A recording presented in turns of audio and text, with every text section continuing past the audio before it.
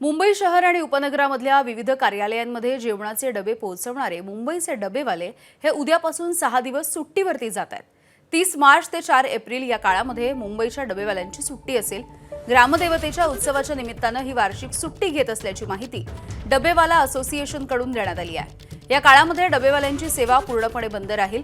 मुंबईमधील बहुतांश डबेवाले हे मुळशी, मावळ, आंबेगाव, जुन्नर, खेड, अकोला आणि संगमनेर या भागामधील ग्रामीण पार्श्वभूमीचे आहेत।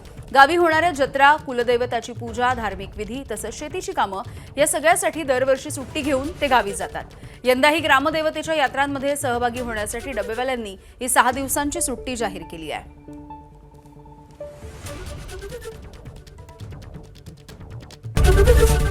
एबीपी माझा, उघडा डोळे बघा नीट।